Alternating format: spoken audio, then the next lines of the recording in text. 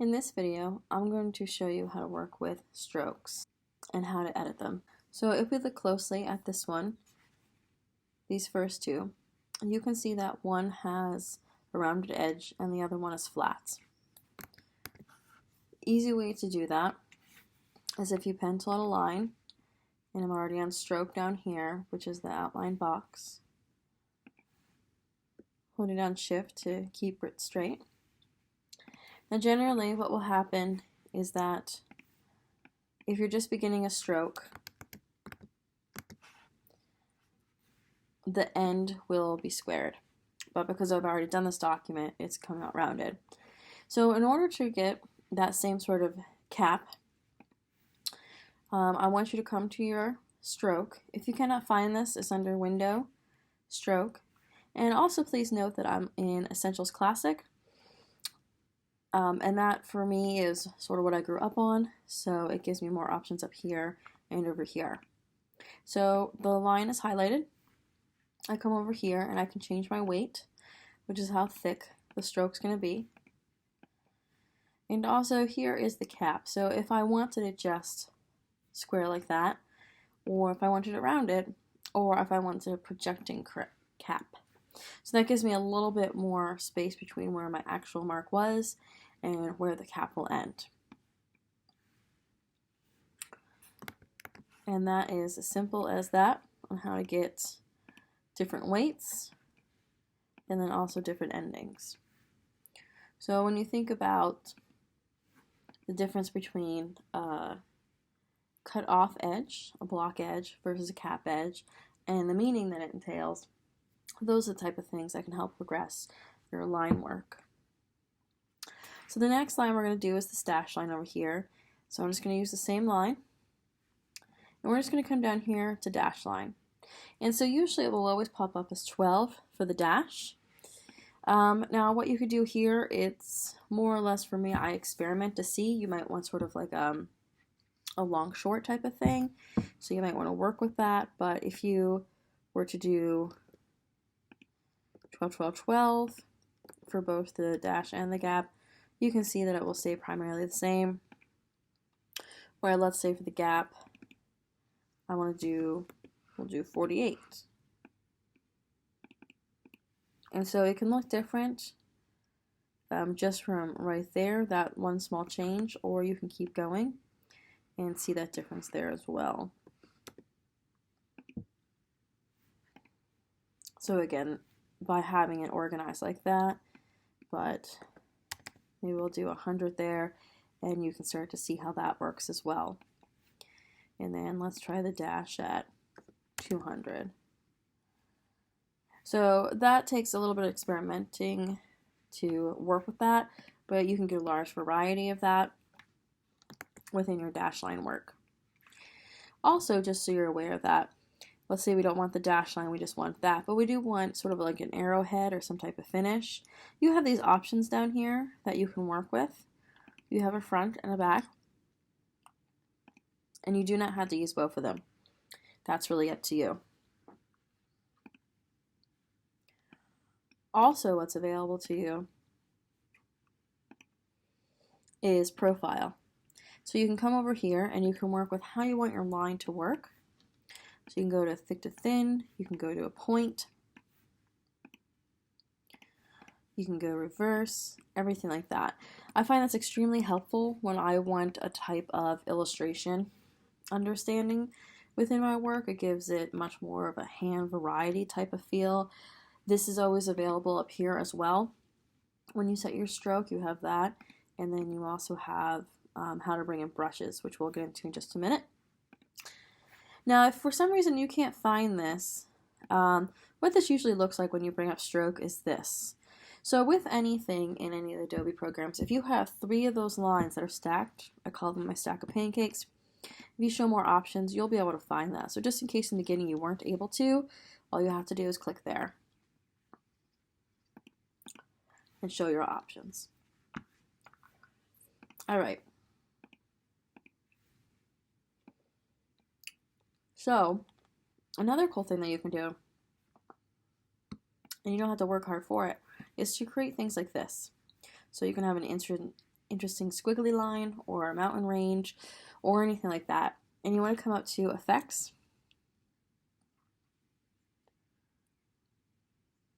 Distort and Transform, and Zigzag.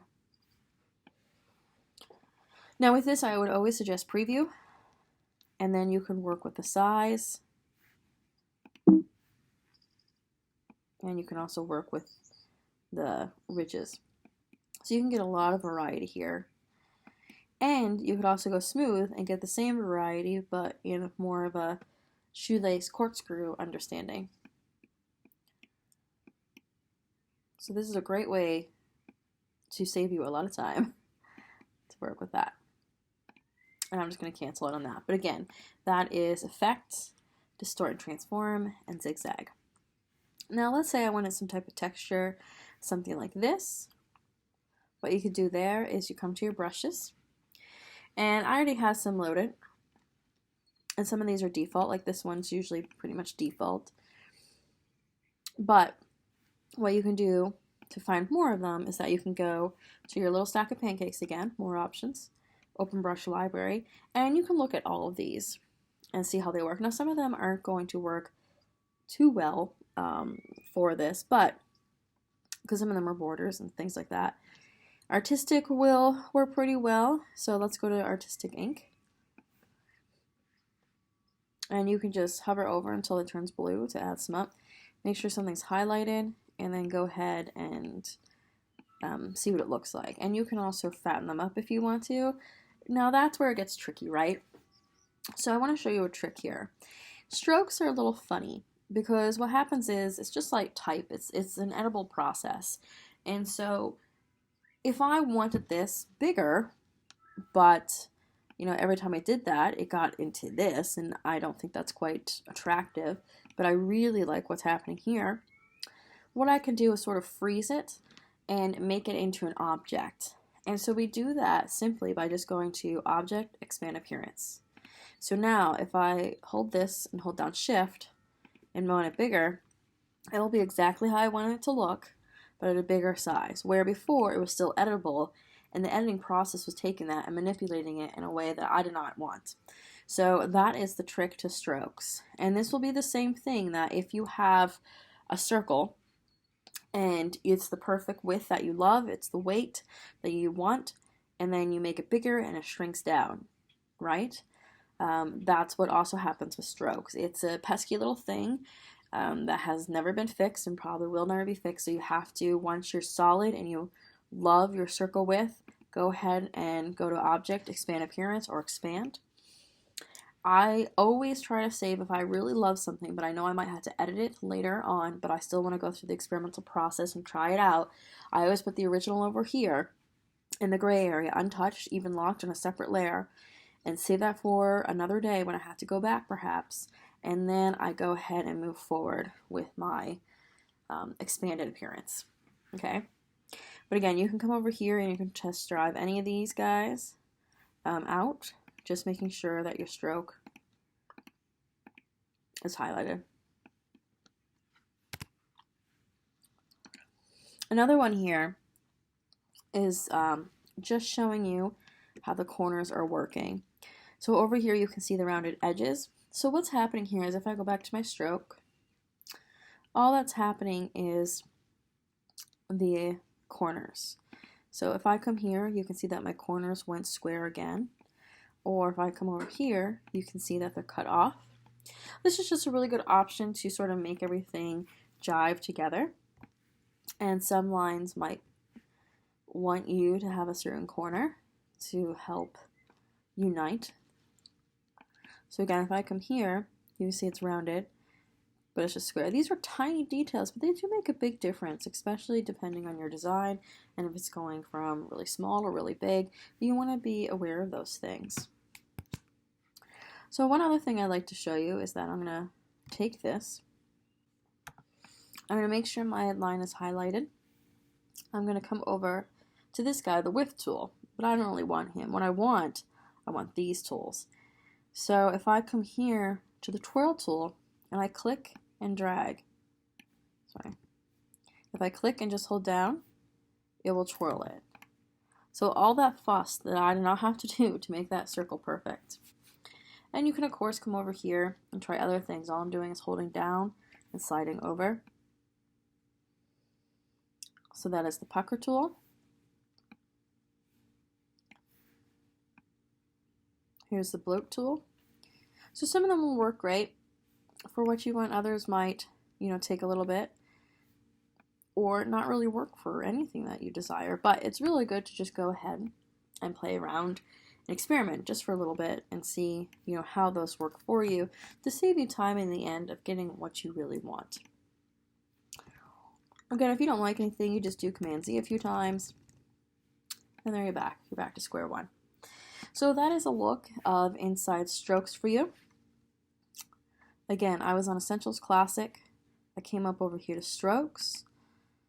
I worked a lot with these commands in here, or I went to Effect, Distort and Transform, Zigzag. And I would go ahead and work with these as well and just see what they do for you. And then I came over here to my Width tool and I worked with these down here. Don't forget, when you want to expand your line, when you want to go from really small to really big, or just see what it looks like and keep that same sort of shape at a bigger thing, but the program will change it, go ahead to Object, Expand Appearance. And that's it.